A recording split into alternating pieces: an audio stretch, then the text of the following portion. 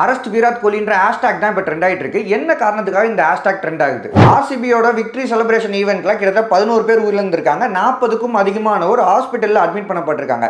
இந்த ஒரு நிகழ்வு ரொம்பவே சீரியஸான ஒரு இஷ்யூவா மாறிட்டு வருது. கர்நாடகா ஹைகோர்ட் தானே முன் வந்து இந்த கேஸை விசாரிக்க ஆரம்பிச்சிருக்காங்க. அதன் தொடர்ச்சியா கர்நாடகா கவர்மெண்ட் கிட்ட கர்நாடகா ஹைகோர்ட் சில கேள்விகளை முன்வைக்கிறாங்க. அதுல முதல் கேள்வி என்னன்னு பாத்தீங்கன்னா, இந்த ஈவெண்ட்டுக்கு பெர்மிஷன் கொடுத்தது யாரு?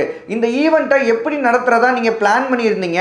பெங்களூர் போலீஸ் தரப்புல இருந்து இந்த கேள்விக்கான பதிலா அவங்க பதிவு பண்றது என்னன்னா, ஆர்சிபி மேனேஜ்மெண்ட் கிட்ட நாங்க முன்னாடியே இன்ஃபார்ம் பண்ணோம், இந்த செலிப்ரேஷன் ஈவெண்ட்டை இப்ப நடத்த வேணாம், ஒரு வீக் போகட்டும், ஏதாவது ஒரு வீக்கெண்ட்ஸ்ல சாட்டர்டே சண்டேல இந்த ஈவெண்ட்ஸை நடத்திக்கலாம், இப்ப வேணாம்.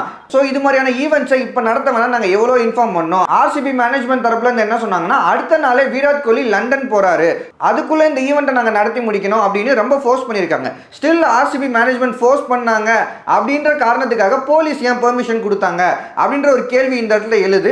இந்த ஒரு தருணத்தில் அந்த கேள்விக்கான பதில் யாருக்கிட்டையுமே கிடையாது. ஆனால் கர்நாடகா ஹைகோர்ட் இது அவ்வளோ ஈஸியாக விட மாட்டாங்க. கண்டிப்பாக இன்வெஸ்டிகேஷன் அடுத்தடுத்த கட்டத்துக்கு மூவ் ஆகும்போது இந்த பெர்மிஷன் எக்ஸாக்டாக யார் கொடுத்தா, எந்த அளவுக்கு அவருக்கு ப்ரெஷர் இருந்திருக்கும் அப்படின்ற உண்மையுமே கண்டிப்பாக வெளியே வரும்.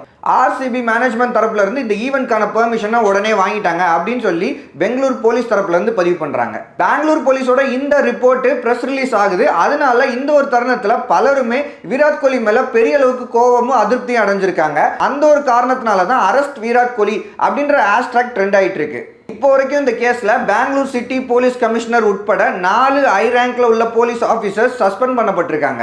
அது மட்டும் இல்லாமல் ஆர்சிபி மேனேஜ்மெண்ட்டோட 2 எம்ப்ளாயிஸ் அரெஸ்ட் பண்ணப்பட்டிருக்காங்க. இதை தாண்டி டிஎன்ஏ என்டர்டைன்மெண்ட் பிரைவேட் லிமிடெட்ன்ற கம்பெனி, அதாவது இந்த ஆர்சிபியோட செலிப்ரேஷன் ஈவெண்ட்டை நடத்தினாங்க இல்லையா, அந்த கம்பெனியை சார்ந்த 2 பேருமே கைது பண்ணப்பட்டிருக்காங்க. அரஸ்ட் விராட் கோலி ஹேஷ்டாக் குறித்து உங்களோட கருத்து என்னன்றதை கமெண்ட்ல பதிவு பண்ணுங்க.